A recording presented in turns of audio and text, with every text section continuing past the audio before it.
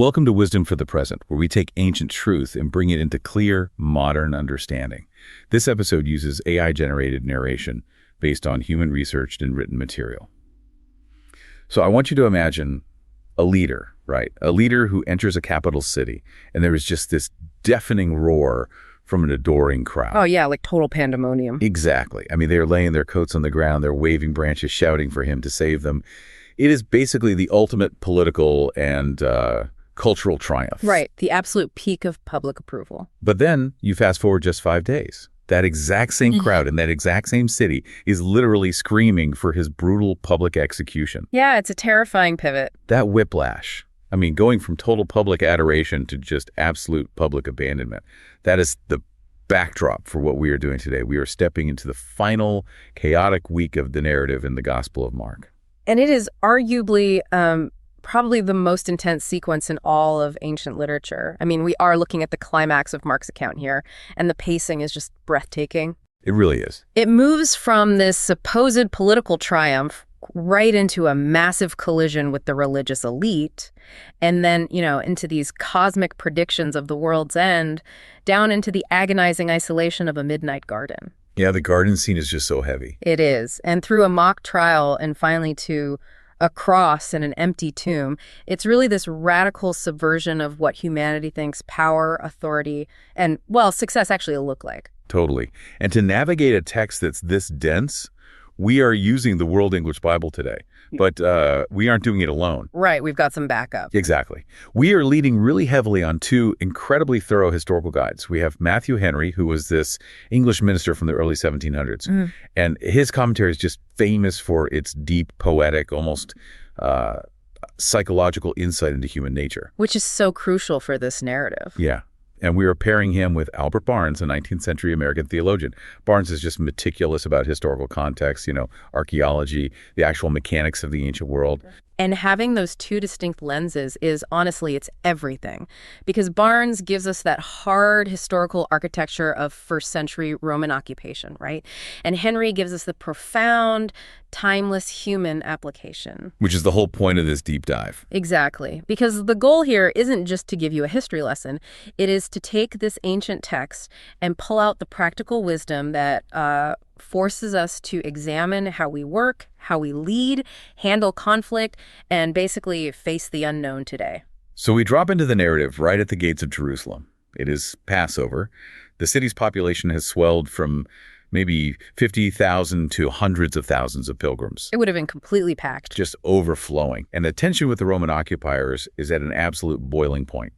So Jesus approaches the city, but he does something very specific. Right, highly intentional. Yeah, he tells his disciples to go find a young donkey, a colt that has literally never been ridden, and he rides this unbroken borrowed animal right into the city. Which, to a modern mind might just seem quaint. Like, oh, that's a nice, humble little image. A humble little parade, yeah. Right.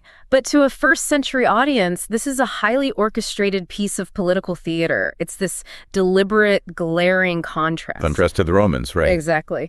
When a Roman general or a conquering king entered a city, it was literally called a triumph. They rode on massive war horses or in these elaborate golden chariots, completely surrounded by armed legions. Showing off captured slaves and all that. Yes, parading slaves just to project absolute dominance and lethal force. And Jesus, he chooses a borrowed, unridden donkey. I love that. And Matthew Henry has this fascinating observation about the absolute starkness of this image. He points out that the external appearance of this triumph was deliberately mean, like it made no figure at all. He was completely unimpressive by worldly standards. Right. And the fact that it was borrowed is this recurring theme Henry pulls out. He notes that Christ went upon the water in a borrowed boat, ate his final meal in a borrowed room, was buried in a borrowed tomb, and here he enters the capital on a borrowed animal. It is an utter rejection of the trappings of status, just a complete refusal to play that game. But Henry also notes that the internal reality of this moment was a demonstration of immense authority. Because the crowd gets it. They absolutely get it. The crowd recognizes something profound is happening. They are throwing their garments on the dit road, which that's an ancient gesture of submission to a king. And they're shouting Hosanna, too. Yeah. And the World English Bible notes this translates roughly to save us or help us, we pray. Henry adds that it signifies success to religion. They are projecting all their hopes for political liberation onto him. So if we map this onto how leadership operates today, I mean, the contrast is just jarring. We live in a culture that equates authority with aggressive posturing. Oh, 100%. Right, leadership is the black SUV motorcade, the massive PR team, the corner office, just this display of untouchable wealth. But here is the central figure of the Christian text, deliberately choosing the lowest possible physical posture to declare his authority. It completely flips the script. It really begs the question for us today. Does true authority actually need rich trappings? Or do the trappings exist just to mask a lack of true authority? That is the perfect question to ask, because Jesus immediately takes this quiet authority and uses it to completely disrupt the center of ancient power. He rides into the city and goes straight to the temple. And he is not messing around. No, he doesn't go there to politely teach.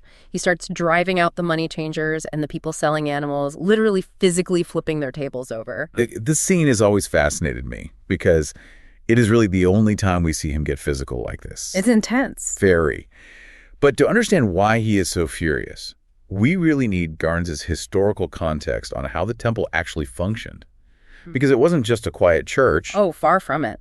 The temple in first century Jerusalem was the economic heart of the entire nation. It was the central bank, the slaughterhouse, and the Supreme Court, all rolled into one massive complex. Wow. Yeah, and Barnes clarifies that Jesus didn't enter the Holy of Holies, the inner sanctum. He entered the outermost area, the court of the Gentiles. Which was for the non-Jews, right? Exactly. This was literally the only space where non-Jews, the nations of the world, were allowed to come and pray. But the religious leaders had turned that specific space into a massive, noisy marketplace. Yes, and a highly exploitative one at that. Because of the Roman occupation, everyday currency had the emperor's face on it, and that was considered idolatrous in the temple. So they couldn't use it to pay the temple tax. Right, so pilgrims had to exchange their Roman coins for special Tyrian shekels, and the money changers charged exorbitant exchange rates.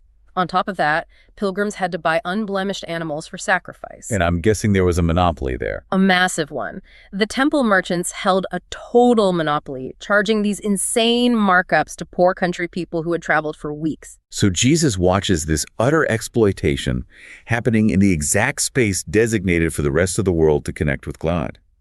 And he quotes the ancient prophets, saying, "My house will be called a house of prayer for all the nations, but you have made it a den of robbers." He is furious. He isn't just disrupting a religious service, he is bringing the ancient equivalent of Wall Street to a screeching halt. And he's doing it because they had allowed the transactional nature of their economy to entirely consume the sacred space. Think about what that means for us right now, Our modern world is relentlessly transactional. Everything is monetized, optimized, turned into a side hustle. Oh, absolutely. Our phones ensure that the noise of the market literally follows us into our bedrooms, our dining tables, our quiet moments. The insight here is really about boundary lines. Protecting those spaces. Yes. If we don't actively protect the sacred, quiet spaces in our lives from the hustle will just turn those spaces into a marketplace. We end up exploiting our own peace of mind. That is so true. Which actually brings us to perhaps the most misunderstood incident in this entire narrative. Right amidst this temple clearing, we have the story of the fig tree. Okay, yes. I have always struggled with this text. So Jesus is walking from Bethany to Jerusalem. He is hungry. He sees a fig tree in the distance that has leaves. Right.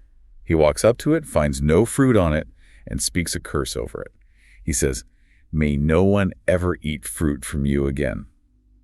And the next day, the disciples see the tree is completely withered from the roots up. It seems harsh. It seems entirely irrational. Because Mark includes this specific, almost baffling detail. He writes, "For it was not the season for figs." Why would he destroy a tree for simply acting like a tree in the wrong season? Yeah, if you read it merely as an agricultural event, it makes no sense. But both Barnes and Henry unlock this by explaining it as an enacted parable. Like a live-action object lesson. Exactly. Walk through the mechanics of a fig tree in that region with me. In the climate of ancient Judea, fig trees generally produce their fruit at the same time, or even slightly before they produce their leaves. Oh, okay. So if you see a tree from a distance that is fully covered in lush green leaves, it is biologically broadcasting a promise. It's saying, "I have fruit." But when Jesus approaches it, the text says he found nothing but leaves. Right. The tree was an anomaly. It was projecting an image of maturity and nourishment, but it was completely barren. And Mark noting it was not the season for figs is his way of telling the reader that this specific tree was putting on a premature show, like it was out of the ordinary. Precisely. And Matthew Henry points out that Jesus was willing to make an example of this tree, not to punish nature, but to hold up a mirror to the men of that generation. A mirror to the religious leaders. Yes. The tree was a physical avatar for the religious establishment in Jerusalem. Oh, wow. That makes absolute sense in the context of the temple cleansing. The religious elite had the massive white marble temple, the elaborate robes, the complex rituals, the public prayers. They had all the leaves. They looked phenomenal from a distance. Right. But when someone like a poor pilgrim, or a widow, or Jesus himself came to them hungry for actual justice, mercy, or spiritual truth, there was zero food. It's the ancient equivalent of what we might call vaporware in the tech industry today. Yes. Oh, that's such a good analogy. A company that spends tens of millions of dollars on a massive PR campaign, slick marketing, beautiful billboards for a software product that literally does not exist. All hype, zero substance. Exactly. And Jesus' condemnation of the tree is a devastating warning against performative living. It's a very uncomfortable mirror for us to look into today. It really is. Where in our own lives are we obsessively cultivating the leaves? We curate the perfect social media presence, we project total professional competence, we signal our virtue to everyone around us. But underneath that carefully managed image, is there any actual fruit? Right. Is there genuine peace, private kindness, deep character? It requires a brutal level of honesty to do that kind of internal audit.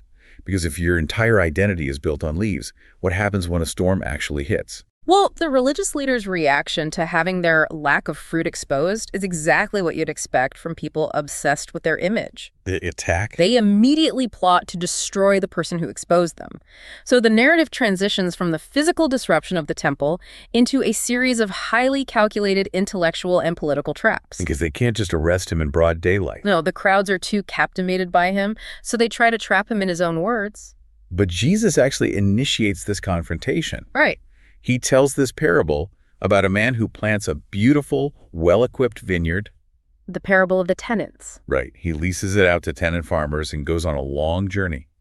When the harvest comes, the owner sends a servant to collect his share of the fruit. But the tenants beat the servant and send him away empty-handed. They just completely rebel. Yeah, and the owner sends more servants. Some they beat, some they kill. Finally, the owner has one person left to send his beloved son. He thinks, surely they will respect my son. But they don't. No. The tenants see the son coming and say, this is the heir, let's kill him, and the inheritance will be ours. So they murder him and throw his body out of the vineyard. It is a thinly veiled, incredibly aggressive indictment. Matthew Henry notes that the chief priests and scribes sitting there listening knew exactly what Jesus was doing. They knew it was about them. Oh, absolutely. The vineyard was the classic prophetic symbol for the nation of Israel. The owner is God.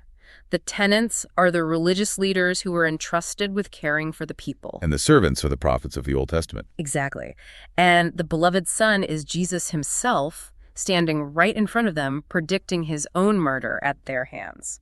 You would think that having their murderous intentions called out so precisely might, give them pause. You would.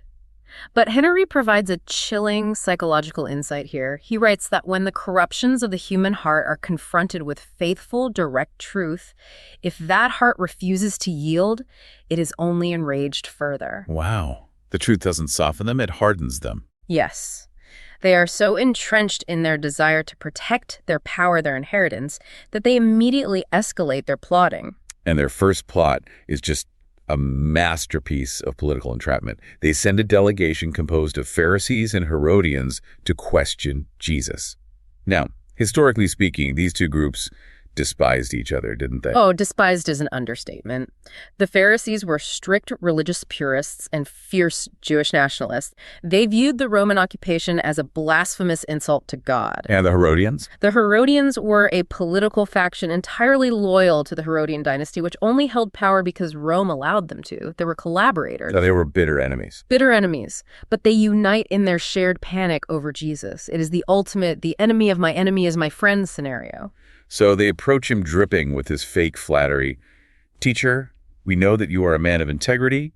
You aren't swayed by others. You teach the way of God in accordance with the truth. And then they spring the trap. The tax trap. Is it lawful to pay taxes to Caesar or not? Should we pay or shouldn't we? It is a brilliantly designed lose-lose dilemma, because this wasn't just a generic tax. It was the tributum capitis, the poll tax instituted when Judea became a direct Roman province. Which everyone hated. Deeply hated. If Jesus answers, yes, it is lawful, pay the tax, the Pharisees will immediately denounce him to the crowds as a Roman sympathizer and a traitor to God. His influence is destroyed. And if he answers, no, do not pay it, then the Herodians will instantly arrest him for sedition and hand him over to the Roman governor to be executed as an insurrectionist. he is completely boxed in. But Jesus doesn't take either side of the binary they created. He asks them to bring him a denarius, the specific Roman coin used to pay the tax. He looks at it and asks, whose image and inscription is this? And they have to answer, Caesar's. Right. And then Jesus delivers one of the most famous, devastatingly brilliant lines in human history. Render to Caesar the things that are Caesar's, and to God the things that are God's. Barnes breaks down the genius of this response by pointing out that they were already using Caesar's money, conducting commerce with it, benefiting from the Roman economy. They had already tacitly accepted Caesar's temporal authority. Right, they're playing in his sandbox. Exactly. Therefore, giving a piece of metal back to the government that minted it isn't a violation of their faith. But the second half of the phrase is the real subversive blow. And to God, the things that are God's. Because if the coin belongs to Caesar because it bears Caesar's image, what belongs to God? The human being. In the ancient texts, humanity is created in the image of God. Yes. Matthew Henry puts it beautifully. He says that Caesar might command their coins, but he cannot command their consciences.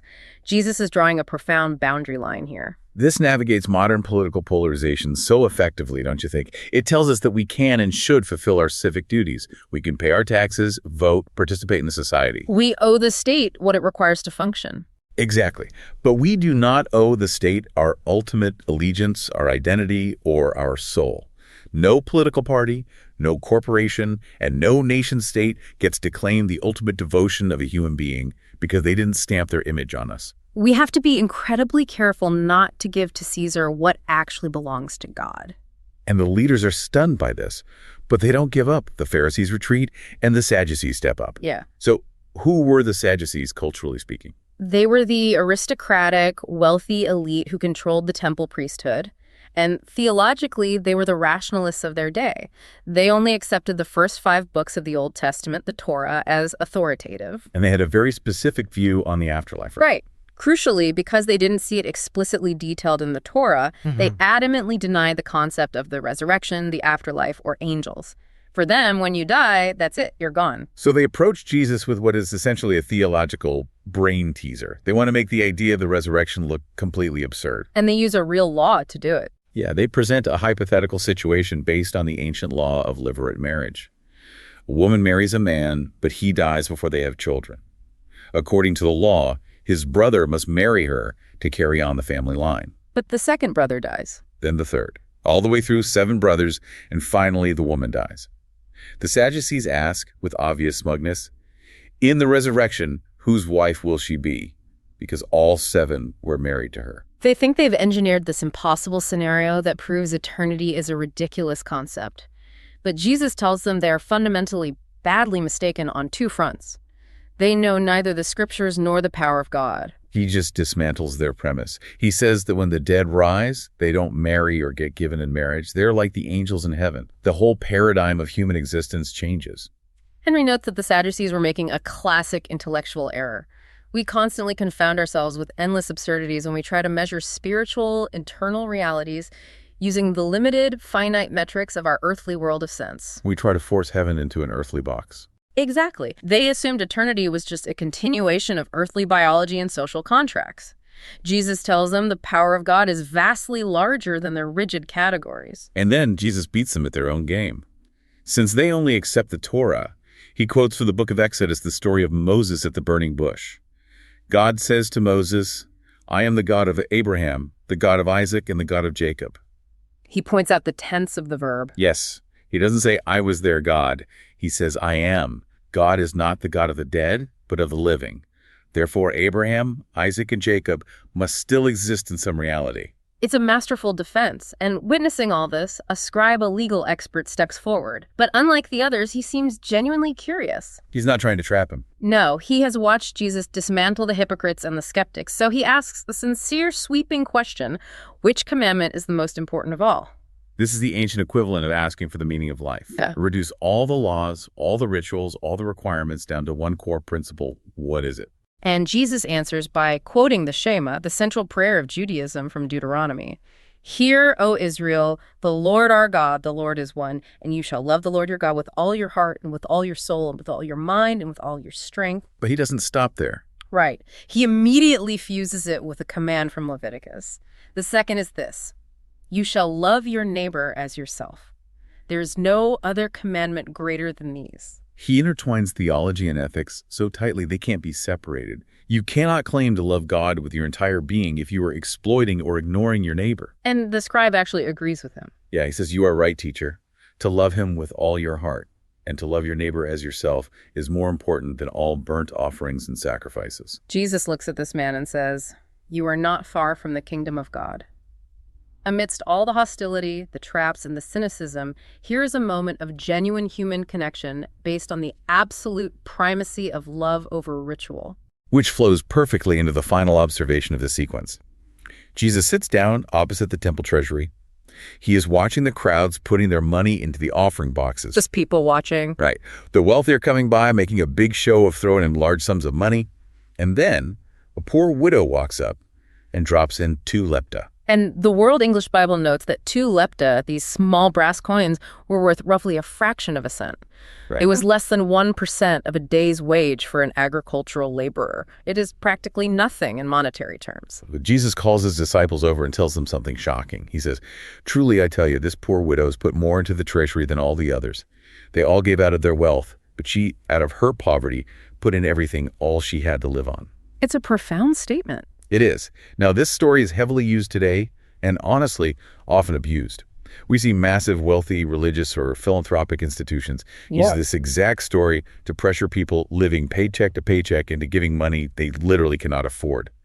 Be like the widow, give until it hurts. Yeah, and we must use immense discernment here, because that interpretation is a gross distortion of the text's actual intent.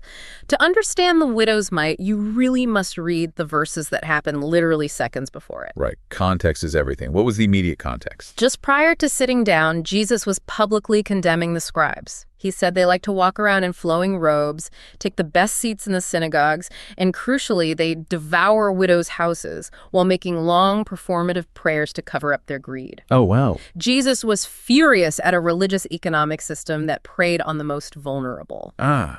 So when he watches this widow put in her last 2 coins, he isn't endorsing the system that made her destitute. He isn't saying God demands you empty your bank account for this corrupt institution. Not at all. He's doing 2 things.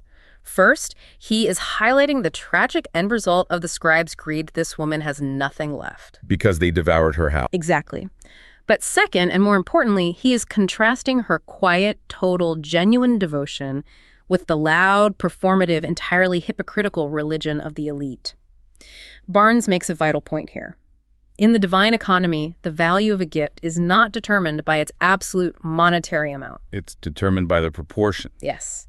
The proportion of the gift relative to what the giver retains and the disposition of the heart giving it. Because the wealthy gave out of their surplus. Yeah. What they gave was impressive to onlookers, but it cost them nothing.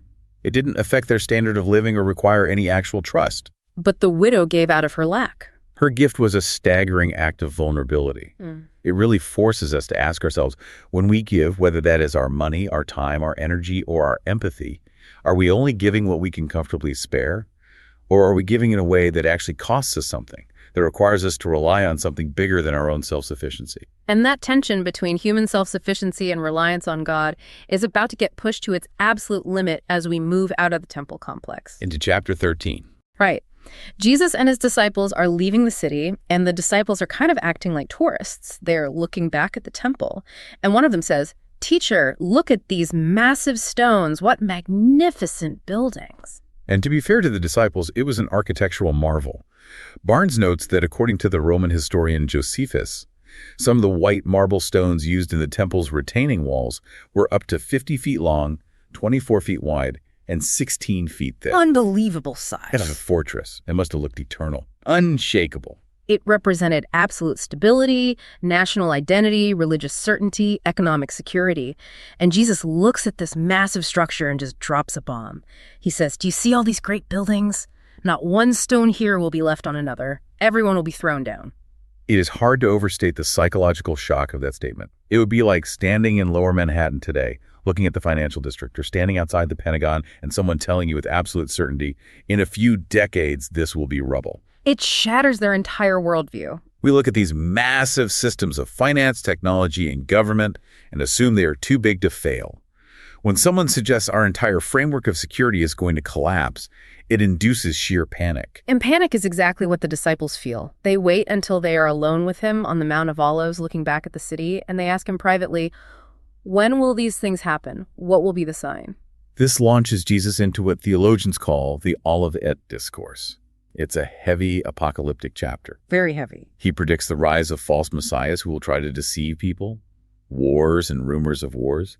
He says nation will rise against nation, there will be earthquakes in various places, and famines. He warns them that they will be handed over to local councils, beaten in synagogues, and stand trial before governors and kings because of him. He is painting a picture of total societal and personal upheaval. But nestled inside these terrifying predictions is a massive theological stumbling block that we cannot ignore. Jesus is giving them a timeline of sorts, but then he says this in verse 32. "But about that day or hour, no one knows, not even the angels in heaven, nor the Son, but only the Father." Yeah, that is a huge verse. Wait, if the Orthodox Christian claim is that Jesus is entirely divine, how is it possible that he does not know the future? Doesn't omniscience, knowing everything, come with the territory of being God? It's one of the most debated verses in antiquity, but Albert Barnes provides a very careful classical explanation. He reminds us of the dual nature of Christ, fully God and fully human. Okay, the hypostatic union. Right. When the divine word became flesh, he took on an actual limited human nature. As a human being, he grew in wisdom and physical stature. A human brain, a human soul is finite. He can't hold infinite knowledge. Exactly. Barnes argues that in his human nature, Jesus voluntarily accepted certain limitations of knowledge. He experienced actual human ignorance about certain things, just as he experienced actual human hunger, thirst, and fatigue. It isn't a flaw in his divinity. It is the ultimate proof of his profound solidarity with the human condition. He isn't just pretending to be human. He is actually experiencing the limitations of time and knowledge, which makes what he tells the disciples next so much more powerful. Because he's describing a world falling apart, but his instruction to them is incredibly counterintuitive. What does he say? He says, "When you hear of wars and rumors of wars, do not be alarmed. Such things must happen, but the end is still to come." Matthew Henry has a brilliant synthesis of this. He says, "The world shall be full of troubles, but be not ye troubled, without our fightings, within our fears, but fear not ye their fear." Christ is offering them a way to maintain an internal holy security when everything external is in complete disorder. How desperately do we need that exact framework today? We are living in an epidemic of apocalyptic anxiety. Oh, constant anxiety. We have the entire globe's tragedies beamed into our pockets 24/7. We doom scroll through climate crises, political instability, economic fear. We are obsessed with trying to predict the future so we can control it. But Jesus actively shifts his followers' focus away from predicting the timeline and toward preparing their character. Exactly. He tells a short parable. He says a man goes on a journey, leaves his house in charge of his servants, assigns each their specific task, and tells the porter, the doorkeeper, to keep watch. Because you don't know when the owner of the house will return, whether in the evening, at midnight when the rooster crows, or at dawn. The 4 watches of the Roman night. Right.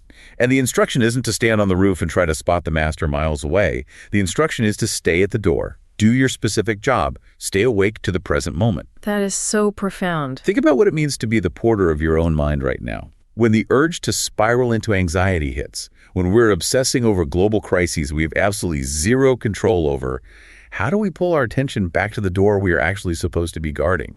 It's hard to do. It is.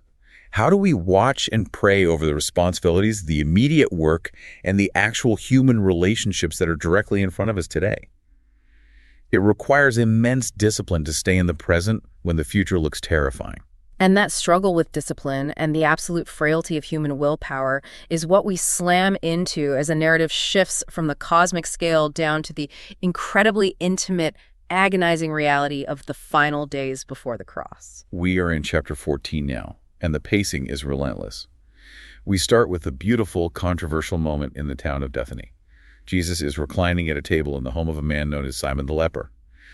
A woman comes in carrying an alabaster jar of very expensive perfume made of pure nard. Barnes points out that pure nard or spikenard was an aromatic oil extracted from a plant native to the Himalayan mountains in India. That's incredibly far away. Right. Getting it to Judea in the first century meant importing it along ancient, treacherous trade routes. It was an extreme luxury item. And she doesn't just dab a little on him. She breaks the seal of the jar and pours the entire thing over his head.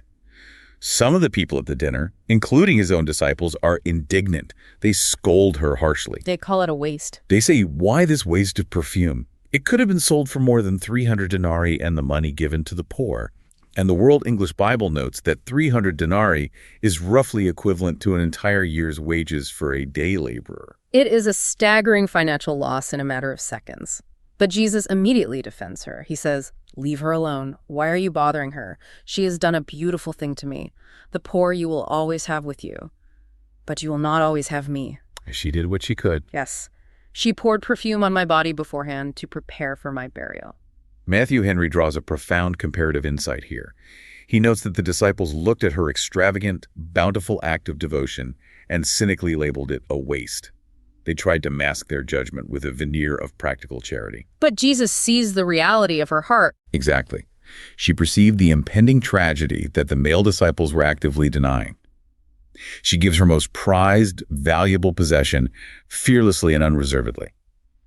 Jesus honors her by saying, "Wherever the gospel is preached, what she did will be told in memory of her." And her fearless devotion acts as a... He is.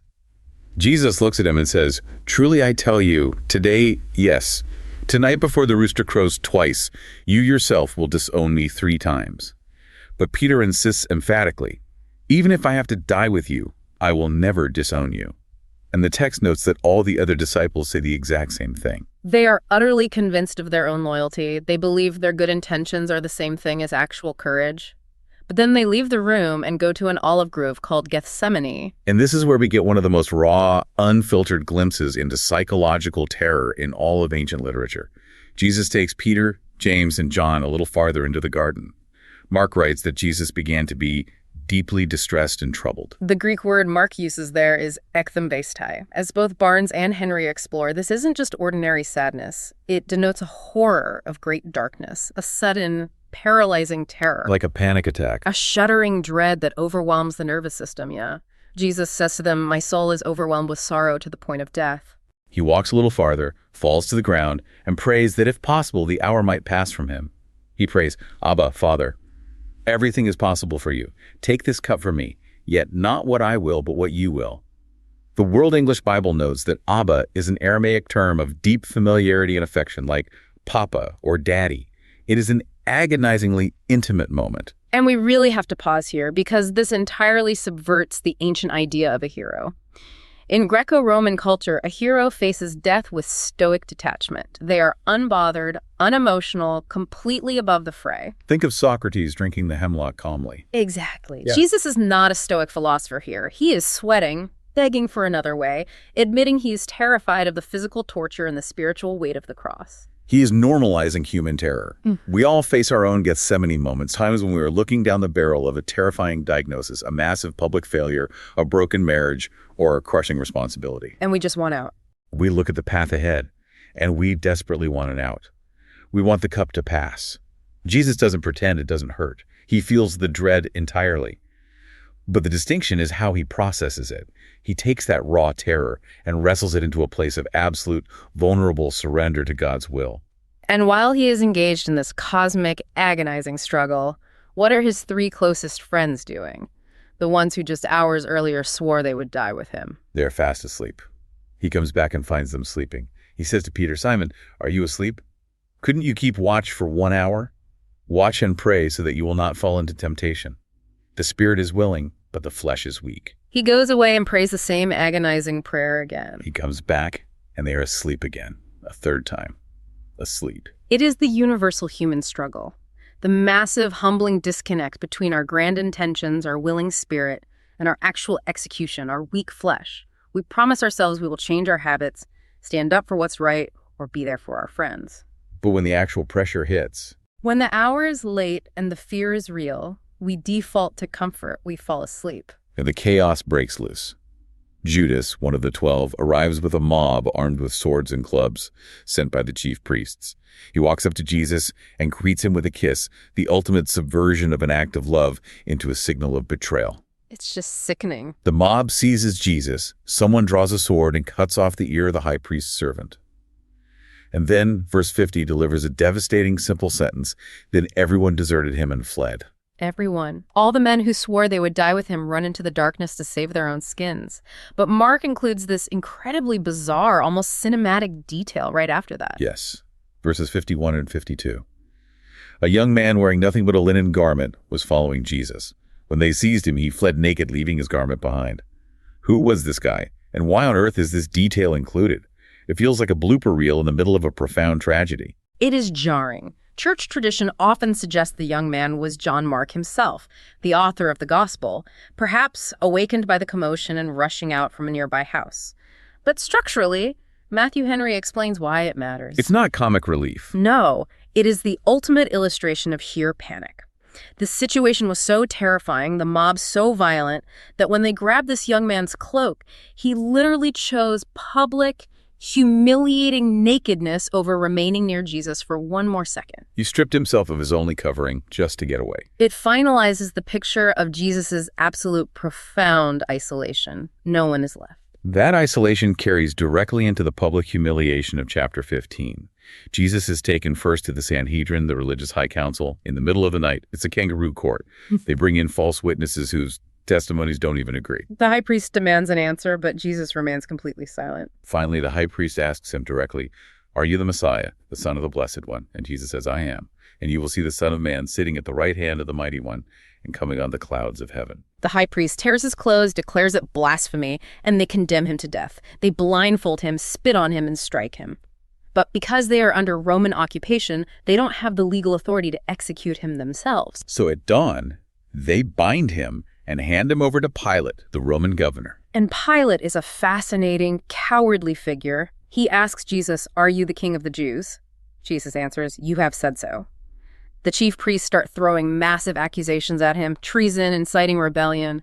And again, Jesus gives absolutely no answer. Pilate is astonished. He says, "Aren't you going to answer? See how many things they're accusing you of?" But Jesus makes no further reply.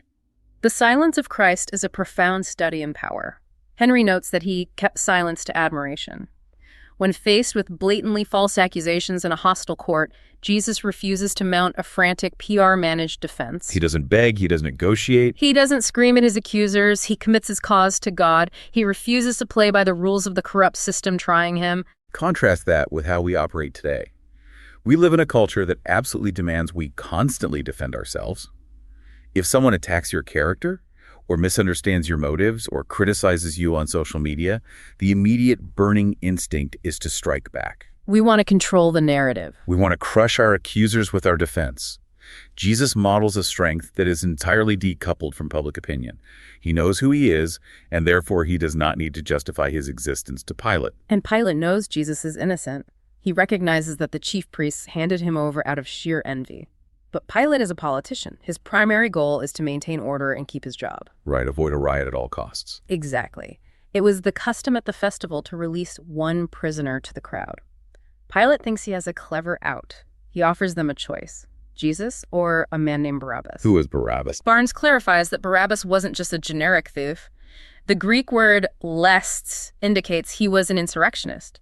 He had committed murder during an uprising against the Roman government. He was exactly the kind of violent, militant revolutionary that the crowds wished Jesus had been. And the chief priests stir up the crowd. Pilate asks, "Which one do you want me to release to you?" The crowd shouts, "Barabbas." Pilate asks, "What shall I do then with the one you call the king of the Jews?" And the crowd, perhaps some of the exact same people who were waving palm branches and shouting Hosanna just days earlier, screams, "Crucify him." Pilate asks why. What crime has he committed? But they just shout louder. So Pilate, wanting to satisfy the crowd and avoid a riot, releases a convicted murderer and hands an innocent man over to be flogged and crucified. It is the total catastrophic failure of human systems of justice. It really is. The physical reality of what happens next is grueling.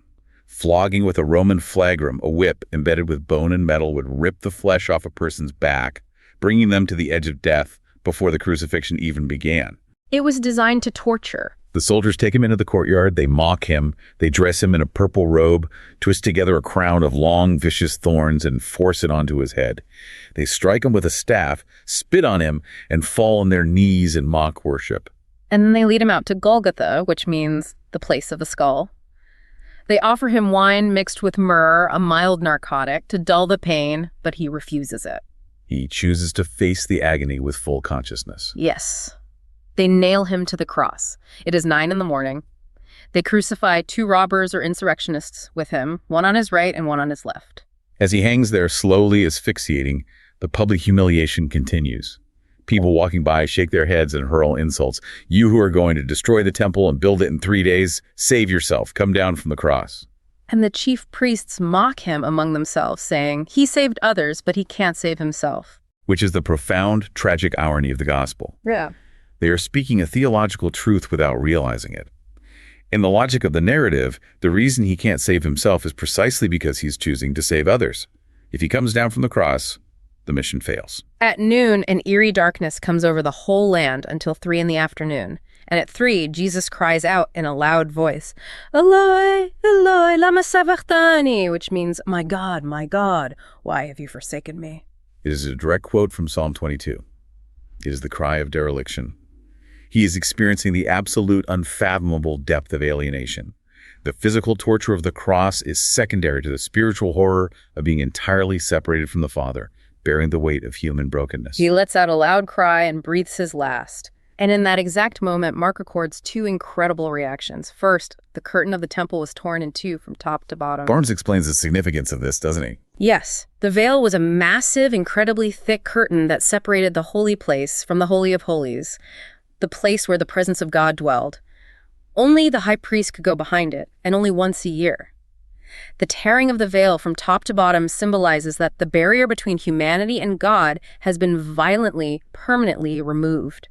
Access is now open to everyone. And the second reaction proves that point. Standing right in front of the cross is a Roman centurion. This is a hardened pagan soldier of the empire. He has likely overseen the brutal execution of dozens, maybe hundreds of men. He has seen men beg, curse, and scream as they die. But he watches how Jesus dies. He hears that final cry. And this outsider, this agent of the oppressive regime, says, surely this man was the Son of God. It's breathtaking. Look at the irony of the entire gospel. The religious experts, the insiders who studied the scriptures their entire lives, completely missed who he was. His own handpicked disciples who lived with him for years ran away in terror. But a Roman executioner sees the truth. The narrative is constantly showing us that truth often breaks through to the most unexpected people, completely bypassing the established gatekeepers. It is a dark, heavy Friday. Joseph of Arimathea, a prominent council member who is secretly a follower, gets permission from Pilate to take the body. He wraps it in linen, places it in a tomb cut out of the rock, and rolls a massive stone against the entrance. Mary Magdalene and Mary, the mother of Joseph, watch where he is laid. The story seems to end in complete, absolute defeat. The Savior is dead. The movement is crushed. The disciples are hiding in locked rooms, fearing for their lives. But the narrative pivots violently on Sunday morning, bringing us to our final chapter, chapter 16. It is very early on the first day of the week, just after sunrise. The women are walking to the tomb with spices they have bought to properly anoint the body. And they're having a very practical, anxious conversation on the way. They're asking each other, who will roll the stone away from the entrance of the tomb?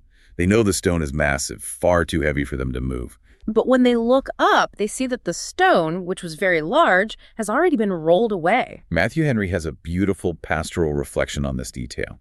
He writes that those who are carried by a holy zeal and an honest desire to do the right thing will often find that the massive difficulties they worried about vanish strangely from their path. Think about how often we agonize over the massive stones in our lives. The impending grief, the predicted failure, the impossible conversation, the dead end. We lay awake in the dark, spinning out scenarios, worrying about how we are going to generate the strength to move this obstacle. But so often, by the time we actually arrive at the problem, the stone has already been rolled away by a grace we couldn't possibly foresee. They enter the tomb, expecting to find a dead body. Instead, they see a young man dressed in a white robe sitting on the right side, an angel, and they are alarmed. But he says to them, "Don't be alarmed. You are looking for Jesus the Nazarene who was crucified. He has risen. He is not here. See the place where they laid him." And then the angel gives them an instruction. "But go, tell his disciples and Peter, he is going ahead of you into Galilee. There you will see him, just as he told you." Let's stop right there. The inclusion of two words in that sentence, "and Peter," is one of the most stunning examples of grace in all of literature. Because Peter is the one who failed the most spectacularly. Just days ago, he was sitting around a fire in the courtyard of the high priest, swearing and calling down curses on himself, loudly declaring to a servant girl, "I don't know this man you're talking about." When the rooster crowed, Peter broke down and wept bitterly. He is undoubtedly sitting somewhere in Jerusalem, drowning in absolute shame, believing he has permanently disqualified himself from the movement. He betrayed his best friend in his darkest hour. And the message from heaven isn't just a generic, "tell the guys." The angel specifically singles out the biggest failure. "Make sure Peter knows. I haven't forgotten him. He's still mine." Barnes points out that this was a specific proof of the kindness and mercy of the resurrected Christ. It is a direct invitation to restoration. That is a profoundly challenging concept for us. When someone fails us deeply, or when they fail themselves publicly, our instinct is to distance ourselves from them. We let them sit in their shame. But the "and Peter" mandate challenges us to do the opposite. Who is the person in your life who has failed, who is hiding away, assuming they are disqualified from community or from a second chance? How do you send a message specifically to them, offering restoration? Now, the narrative moves into the appearances of the resurrected Christ. He appears first to Mary Magdalene, then to two disciples walking in the country, and finally to the 11 as they are eating. He rebukes them for their lack of faith because they hadn't believed the women. And then he gives them what is known as the Great Commission. Go into all the world and preach the gospel to all creation. But I need to ask you about the verses that follow, because they are deeply controversial. Okay, what do they say? Jesus says that certain signs will accompany those who believe. Driving out demons, speaking in new tongues. And then verse 18, they will pick up snakes with their hands, and when they drink deadly poison, it will not hurt them at all. They will place their hands on sick people, and they will get well. Wow, okay. Now, there are modern religious sects that use these exact verses to justify handling venomous rattlesnakes or drinking strychnine to prove their faith. Yes, and we must use strict historical discernment here. Both Henry and Barnes adamantly clarify that these promises were specific, temporary apostolic credentials given to the very early church. When the disciples were taking this wildly subversive message into a deeply hostile pagan world for the first time, God granted them miraculous protections and signs to authenticate the message. Like in Acts when Paul is bitten by a viper. Exactly. The Apostle Paul is accidentally bitten by a deadly viper on the island of Malta and suffers no ill effects. But nowhere does the New Testament endorse purposefully seeking out deadly snakes or drinking poison as a test of faith. To do so is not faith. It is the sin of presumption. It is reckless behavior based on misreading ancient context. That distinction is incredibly helpful. Now, there is one final, massive literary mystery we have to address. If you read many modern Bibles, there is a bracket or a footnote right after verse 8 before this section on the appearances and the snake handling. Yeah, the note usually says, the earliest manuscripts and some other ancient witnesses do not have verses 9-20. Meaning the original earliest versions of Mark's gospel ended right after the women hear the angel at the empty tomb. And verse 8 reads, "Trembling and bewildered, the women went out and fled from the tomb. They said nothing to anyone because they were afraid." It is arguably the greatest cliffhanger in literary history. The narrative has been rushing at breakneck speed, and then it just stops, on a note of fear and silence. Why on earth would the author end it there? Scholars debate this endlessly. Some think the original ending was lost, but many believe it was a brilliant, deliberate theological choice. If you end the story with the women being too afraid to speak, it places the burden of resolution entirely on the reader or the listener. The text is silently demanding a response. Exactly. The witnesses are terrified. So who is going to tell the story? The implication is you are. The narrative demands that we don't just passively consume it. Consider this profound historical reality.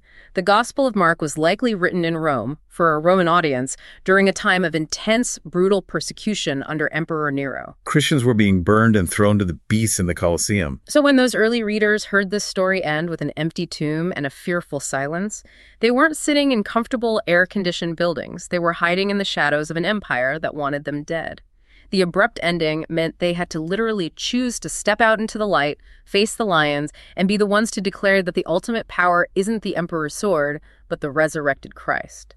It leaves you wondering, if the stakes were literal life and death for them, and they still chose to step into the story, how casually do we treat our own convictions today? That is the question we want to leave you pondering. We have traveled from a chaotic parade on a Sunday to the crushing silence of an empty tomb. The wisdom here isn't just a list of moral rules to make you a slightly more polite person. It is an invitation to a completely inverted way of living, a world where the first are last, where serving others supersedes climbing the ladder, where acknowledging your weakness is true strength. As you look at the rolled away stone and the fearful silence of the witnesses, what will you do? Will you retreat into the safety of the world's transactional systems, or will you step into the profound risk of this new clarity? It's a choice we all have to make. That's the heart of this section.